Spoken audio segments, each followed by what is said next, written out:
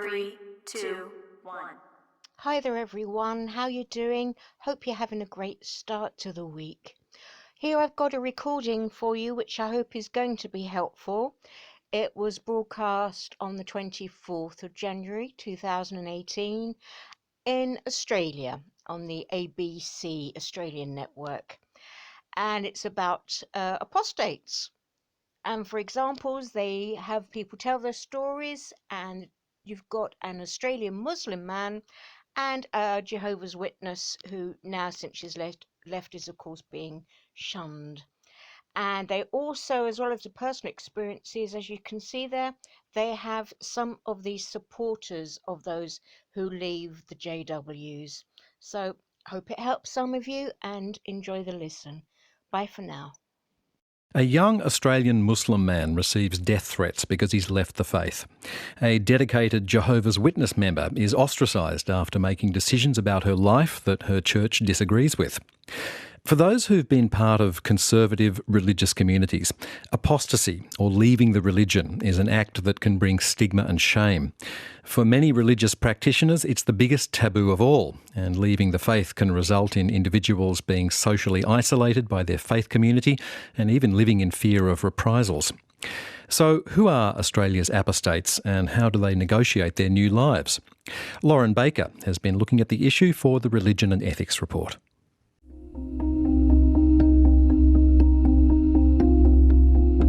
Raina, as we'll call her for this program, is a young woman who left Islam nearly a year ago. She's what's known as an apostate, someone who renounces their religion. I wanted to interview her in her home, but Raina's family have no idea she's left Islam.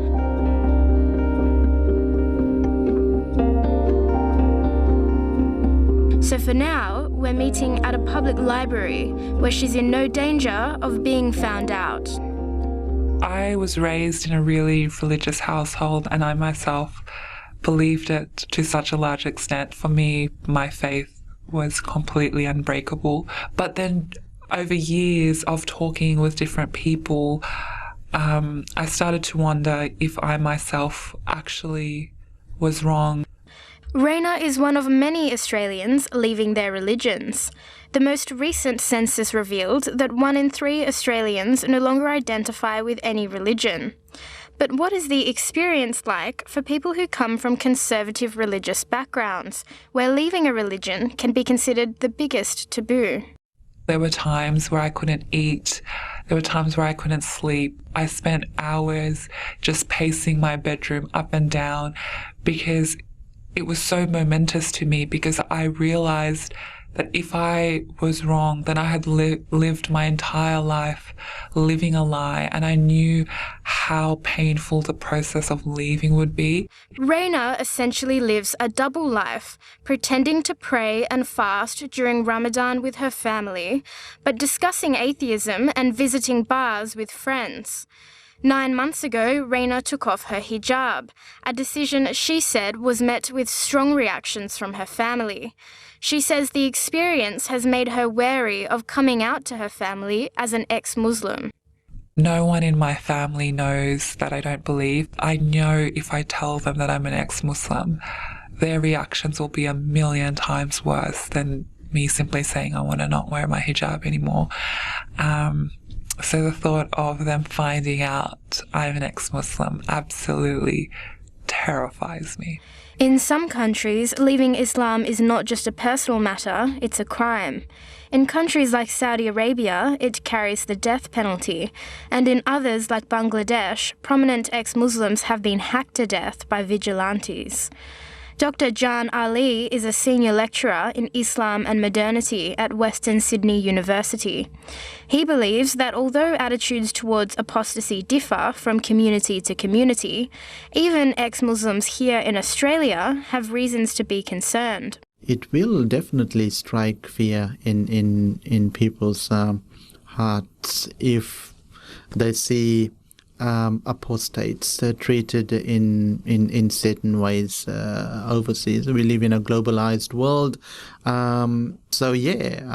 if a Bangladeshi who's living in Australia decides to abandon Islam and sees what happens to people who abandon Islam in Bangladesh, will naturally be frightened of his situation here in Australia, particularly what will the local community, Bangladeshi local community, will do. They wish that you should reject faith as they reject faith, and then you would be equal. Therefore, take not to yourselves friends of them until they emigrate in the way of God. Then, if they turn their backs, take them and slay them wherever you find them.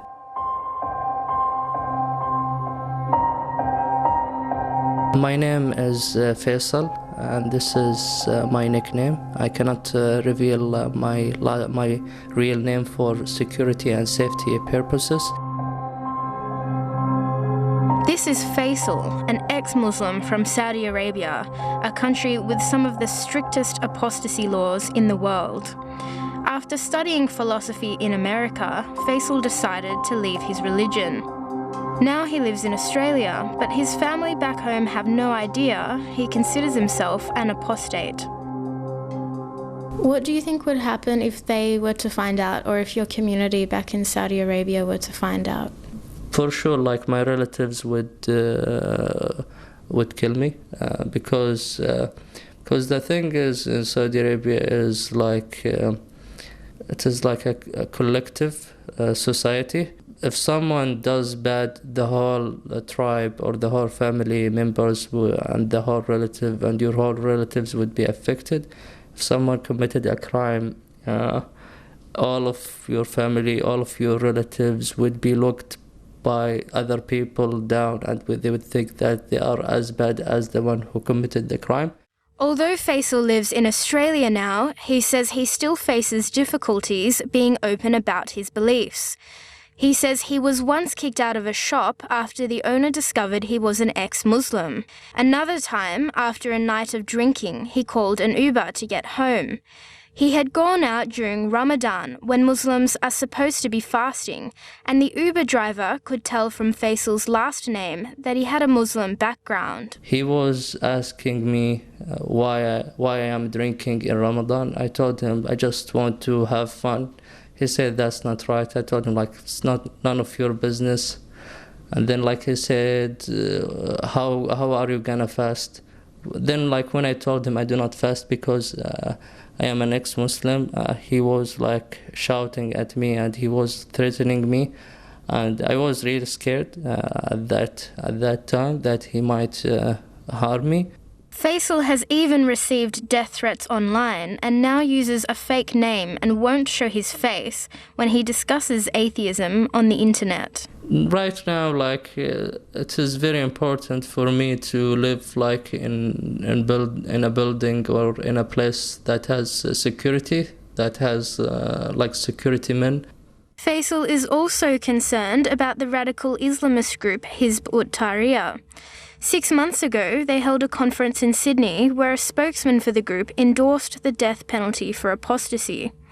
And although it caused outrage in the media, Dr. Ali believes that the organisation is echoing commonly held sentiments in many Islamic communities.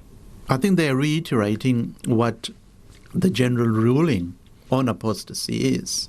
The view on apostasy from an Islamic perspective, generally speaking, is a view that sees apostasy as a criminal offence. We could equate it to treason. And there's a rationale for treating it as a criminal offence. Not simply as a sin, if you like. It's more than a sin in Islam.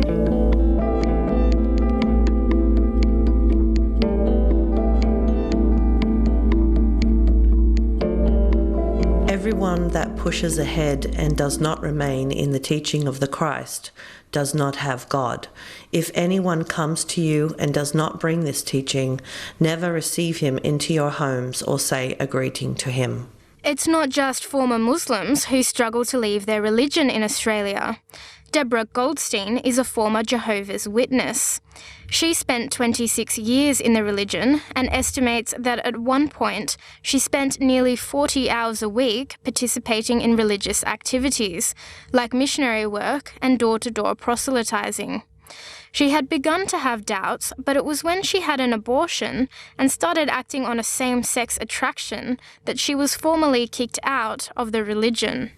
They make an announcement in the meeting up on the stage and say, Deborah Goldstein has been disfellowshipped. And that tells everybody in the congregation that no longer are they to even look twice if they're walking down the street and see me. Don't say hello, never again to contact me or say anything. So everyone found out that way. And then my family, I called them all individually and I told them that I've been disfellowshipped and that I'm gay. Jehovah's Witnesses Australia declined to be interviewed, but directed me to their website's section on disfellowshipping, where they describe the practice as a loving provision to bring a friend or relative back to the right path. Deborah says after being disfellowshipped, she was totally unprepared for life outside the Jehovah's Witnesses. I felt terrified, because they've told me that all my life that everybody outside of the religion is like wolf in sheep's clothing, and they quote that to you over and over again. So you develop this absolute fear of everybody outside the religion, and you actually think even if they're nice, they're just putting it on that they're really out to get you.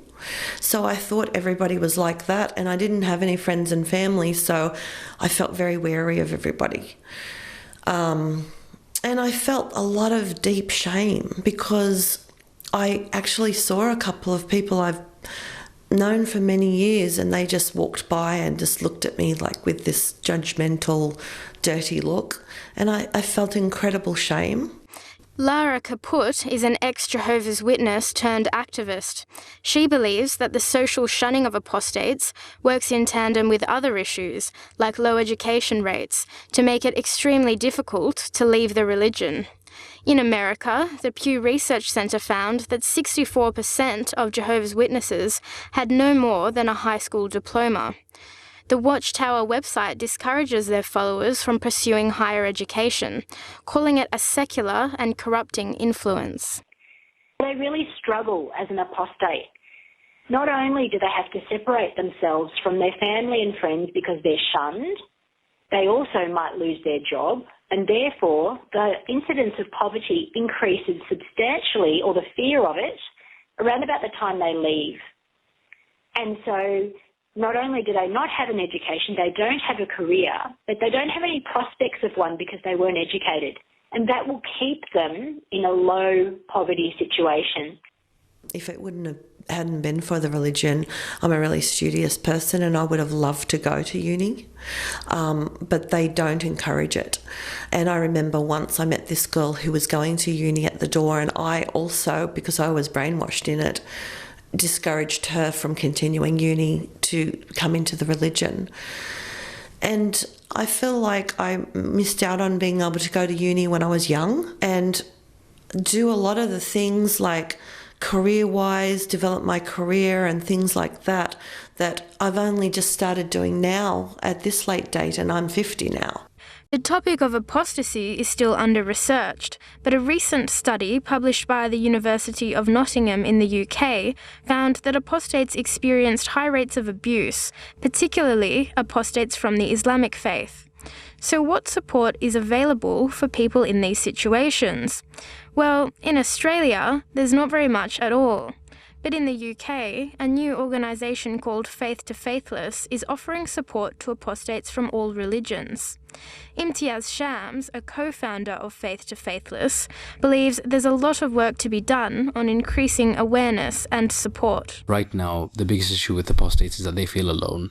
When they come out to their families or when they have issues related to leaving religion with their families, they can face emotional abuse, physical abuse in many cases, and that can lead to issues like homelessness and self-harm. Currently, Faith to Faithless is creating training programs for police and social services in the UK on how to deal with the specialised issues that face apostates. When the services come in contact with these people, they don't know how to recognise them, they don't know how to help them.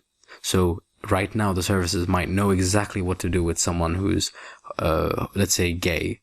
They have no idea how to deal with someone who's, left their faith and come from a very conservative background. Sometimes I've heard of many cases where social services will pass them on to religious organizations, thinking that that's what the young person needs. It's not. And, unfortunately, there just isn't many places they can be signposted to. Raina, who sought counselling after she decided to leave Islam, believes that mental health professionals struggle to understand the experiences of apostates. I went to a mental health professional who herself told me, I find it hard to relate to your story simply because it is so far removed from anything that I have experienced or anything that my clients have experienced. So it is hard for me to put myself in your shoes. And although I appreciated her honesty, a part of me felt like if I can't even turn to my counsellor, and if even she can't get it, then who can? In response to this gap in support services, online support groups in Australia have emerged. Edward Purick is an administrator of a support group for ex-Jehovah's Witnesses, which has 600 members in Australia. Fortunately today with the internet, people are able to connect with other people that are in a similar circumstance, and just knowing that there are other people in the same circumstance can change a person's perspective on the whole matter dramatically, because you realise you're not the only victim, you're not the only one that's being labelled in a certain way. There are many other people, and so that's very comforting for that person. An online support group for ex-Muslims in Australia also exists, but has to remain secret due to safety concerns. Raina is a member. I am so glad I found them. It just feels like a space for you to be able to talk about issues relating to being an ex-Muslim with people being understanding of the issues that you're facing. So it does feel like it's a safety network, a support network. It just feels like you're not isolated in this journey. And I can imagine for people without a support network, it can be incredibly isolating. So what is the future for apostates in Australia? Some apostates, particularly ex-Muslims, face unexpected difficulties in speaking out about their experiences. Activists have had their talks cancelled or support withdrawn after being accused of Islamophobia. One ex-Muslim activist, Majid Nawaz, was even put on a list of anti-Muslim extremists by an advocacy centre in the United States. And closer to home, Somalian ex-Muslim activist Ayaan Hirsi Ali had her Australian tour petitioned, with accusations of hate-mongering and bigotry. She later decided to cancel her trip due to alleged safety concerns. I really call it a form of racism. There's a real problem with, ex-Muslims being accused of Islamophobia simply by existing. And it's often by people who call themselves anti-racist themselves. They think that ex-Muslims are sort of traitors. They replicate and they echo the same sentiments that very orthodox religious leaders will say, that, these people are traitors. Imtiaz says this situation makes speaking out as an ex-Muslim extremely difficult. You end up with a minority within a minority in the West. They face, anti-Muslim hatred themselves as being, perceived as Muslims in the West, but they also face backlash from their own community. Dr. Ali believes that this situation is not just unique to apostates, but is a normal response to people who change their beliefs. I think that any individual in any socio-economic, political, cultural context, when abandons that way of life to another, there is always a reaction and response. And I think in the context of apostasy in Islam is no different. I'm not condoning any intolerance, I'm not condoning any penalty. What I am saying is that the reaction is rather natural.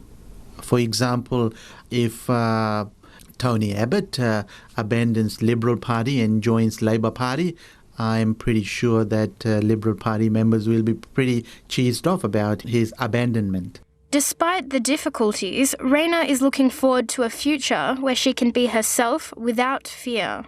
The thing that I'm excited about is that I feel like for the first time I've had a taste of what freedom tastes like and how beautiful life can be. And I feel like I'm so close to that, to living a very fulfilling and wholesome life. So that is something that I am looking forward to. But at the same time, I don't want my community and I don't want my family having an insane reaction to me being an ex-Muslim. Imtiaz believes that although the road ahead is a long one, things are starting to change for apostates. I have no doubt that it's going to change. It's very difficult right now, but I really believe that there'll be a day that people will look at us and go, why did you have to set up groups, right? In the same way that many of us look at people who were, LGBTQ from the 70s and before and almost be like, we don't understand why you had to fight, right? Because it's so much easier to be LGBTQ now. There's a lot of places that they can be open about things. And I think with apostates, it's the same sort of thing, which is that there are no spaces for us right now. But I do think one day people are going to be like, we don't understand why you had to fight this hard.